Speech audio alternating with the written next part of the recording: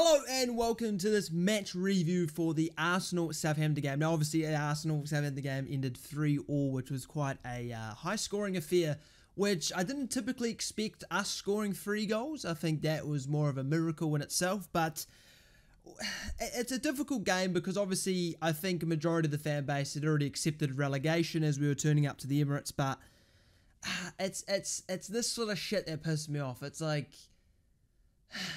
now there's hope, right? And there's a little bit of hope brewing, right? When you have that sort of performance against that sort of team and get a draw, like, yeah, I would have taken a draw before the game, but being up 3-1 with, 8 minutes left, 7 minutes left, it's quite sad, really. It's quite frustrating and annoying because you're so close from picking up a win that could literally turn around your season, you know. Let's round the table, let's play a little bit of maths. You're plus 2 points to us with only 2 points in. That's massive. That's literally in one game week, we could be out of relegation, with you know, depending on results, right? But now it's sort of like we don't have that anymore. We're still sort of wayward away, 4 points away. Now, obviously, got Bournemouth coming up, which is literally the biggest game of the season. That is the final straw. If we don't win that, I don't even think there's a possible way to come back, because I mean, I believe the teams we have left are like a Liverpool, Brighton, Newcastle, with the 3 that I can think of straight away, and yeah, those 3 teams are in pretty good nick, you know. So yeah, we're definitely struggling against them. So the Bournemouth game is massive, and that's why the Arsenal game sort of feels like a letdown in that aspect, because if we'd won this game, won against Bournemouth, and then it's like, holy shit, we're out. We're out for now, obviously. But again, another missed opportunity, and it always seems to be this, you know, we love to turn up against a team that is, you know, the top 6, right? We'll just say top 6. A top 6 team, which, when you're in our sort of position, in our sort of form, and our sort of current way of playing, you'd expect us to get blown away. And we just turn up, and it's frustrating because it's amazing that we turned up against Arsenal. It's amazing we nearly won that game. Fantastic. They're one of the best teams in the league this year, and we would have been expected to lose 4-5-0. And then we'll go against Bournemouth and probably I wouldn't say get spanked, but we'll lose because we just don't turn up. It's happening against West Ham and Leeds and Palace, games that we have to win, and it was against Brentford as well. Games we have to win.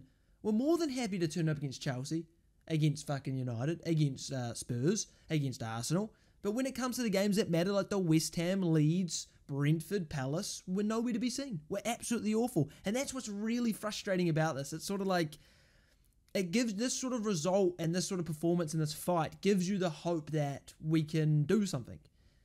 And then it's like, it's what's happened all season long, is those next games against the teams that we have to beat, and the teams that are beatable. Like, you look at Arsenal away, you're thinking, fuck me, we're not going to win that. Bournemouth at home, it's a different story. But it's just, it's given me a little bit of hope and optimism. I'm kind of annoyed. But what I will say about the game is that we were much better. Which really isn't difficult, because we've really set a low bar for our standard performances. But we were a lot better. Charlie really ran the game. I mean, goal assist, goal line clearance, brilliant. I genuinely can't believe he took him off. That was absolutely mind-blowing stuff. I don't disagree with going more defensive. I don't. That's understandable. That's fine. But who's gonna link the attack if we do manage to counter or manage to get in a good position? Who's gonna create that? Charlie. But what did he do? Play Adam Armstrong. He kept them on. What's he gonna do? Lose the ball? It was. I mean, I didn't agree with that. I thought maybe it was an injury. But I do believe he came out and said that it was because of yellow card and he may get sent off. Also, we had like 4 yellow cards, bro. So, I don't know. But yeah, so I don't disagree with that.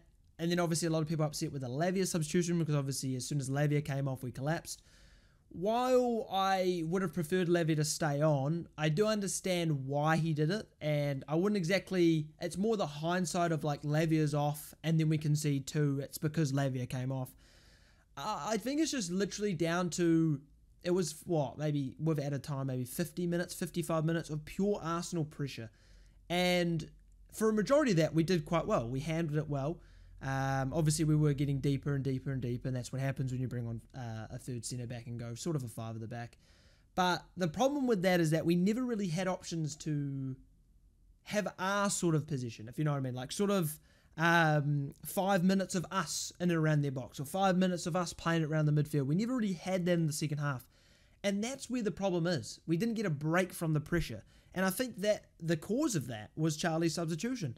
There was no link from midfield to attack. I mean, the only ball we had was just hoof it line and hope someone runs onto it. That's not exactly going to work for 55 minutes against a fucking Arsenal team that's been excellent this year. And even at 3-1, I was still concerned. I mean, there's a nice clip of me going, oh, the game's not over. Well, you know, we're used to conceding late goals, and then 20 seconds later we conceded. So, yeah, it's difficult. It's difficult. I mean, I understand Levy coming off fresh legs of Diallo, but then also Diallo's a bit of a muppet, isn't he? So it is what it is with that. It's a disappointing result in terms of what we could have had. But obviously a point is a point at the end of the day. Every point helps, but those extra 2 would have been absolutely crucial. So obviously that keeps us 4 points in. Leicester winning. Fuck you, Leicester. Why'd you have to win? Everton getting a point, blah, blah, blah. But it's all on the Bournemouth game. It's all in the Bournemouth game. I mean, this game showed us what we would like to see against Bournemouth every week, or whoever playing Leicester or whatever. But we just know we're probably not going to turn up. But I'll try not to be negative, because I'm always negative now because we're so shite. But yeah, looking forward to the Bournemouth game. It is at a nice time for me as well. So I'll be a lot more animated than I guess I normally am when it's 2 a.m. in the morning, and I'd just rather be asleep than watching Southampton. But that is the game that we have to target and think, if we don't win that, we're done. If we win that, that is our sort of ticket to build on some momentum and push forward. But yeah, with this game, I can't be exactly mad at a point, but it's just that same thing of we lost something that could have been so amazing to have. You know, the confidence you'd get from going away to the current league leaders and winning. The confidence in winning well as well, if we would won 3-1. And then obviously the 3 points would help as well. But yeah, that's sort of the missed opportunity that has sort of summed up our season, those sort of opportunities to get points. I mean, we sort of tend to do it a lot where we're in a position to do something and then we sort of throw it away. You know, like for example, we'll beat Chelsea or whatever, and then we'll play against Leeds where it's like, okay, win that, we're sort of really kicking on now, and then we're shit, right? So yeah, I'm looking forward to the Bournemouth game. There's a little bit of hope in me. I'm not going to lie, there was the first game that I've had for a very long time where I actually felt nerves. Most of the time when Southampton play, it's sort of just like, I know it's going to be dross, so there's not much point getting really like, oh my god, we're going to win or something like that, like those sort of thinking. But definitely when that goal went in, I was fuming. I was absolutely fuming. And I've not really been mad at Southampton this much this season. Like, obviously, like, when Adams missed against Wolves, I mean, that goes down as one of the worst misses I've ever seen, especially from a Southampton player. Those, you know, you get a little bit agitated, like, what are you doing? But the Arsenal one really pissed me off. And I think it's good in a way because it sort of shows that I still actually give a fuck. Because the opportunity was there, that little bit of hope and optimism kicked in and made me absolutely regret liking football. I don't really know if I'd like football at the moment because it's pretty shit. But sort of that idea of like Southampton's giving you that little bit of hope and optimism and then just gone, not really though, you know? And it's just, and it hurt. I'm not going to lie, I'm kind of pissed still.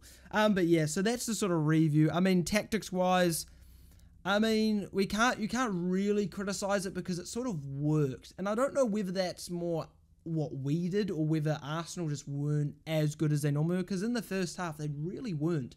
I mean, they gave us a goal and then we won possession off that. Well, they gave away possession again. We scored another goal. And then from a set piece, which we are, you know, commentators may say, oh, they're good at set piece. We're not. We are awful at set pieces. If it isn't Ward-Prowse shooting one, we're dreadful. When was the last time we scored from a corner? I genuinely, on top of my head, I can't name a goal from a corner. Obviously, except for this one, right? So, yeah, it all sort of clicked together, it felt, in that first 80 minutes. It all sort of felt like, oh, everything's going our way. We're getting gifted goals. We're scoring goals when we score. And we're defending well. We defended well. We did. Obviously, Arsenal, you know, there was a few chances for, like, Jesus and stuff like that where it just wasn't that clinical in that situation, but I felt like overall we played well. Can't critique the system. I can critique the subs though. Charlie coming off was a joke. And I do feel as if bringing on Big Paul was pointless.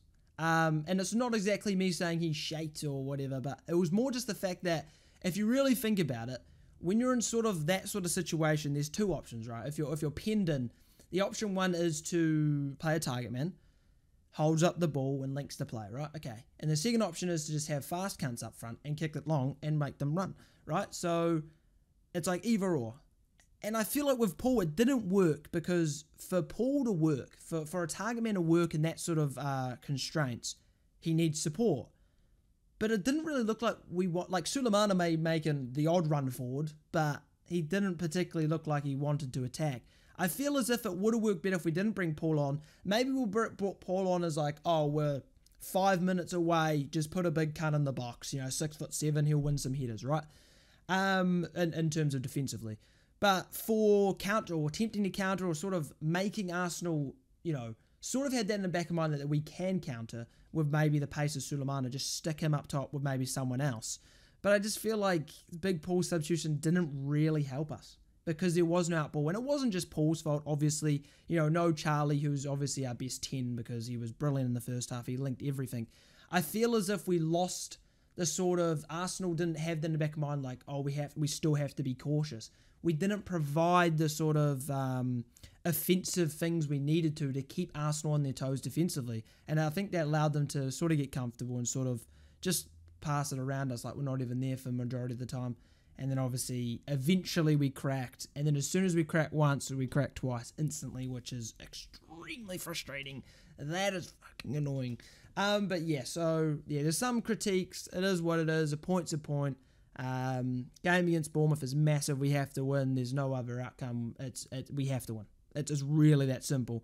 Our life is on the line here, you could say. And I guess we're lucky that Nottingham Forest, Everton, Leicester have been pretty shit. And Leeds are starting to slip down.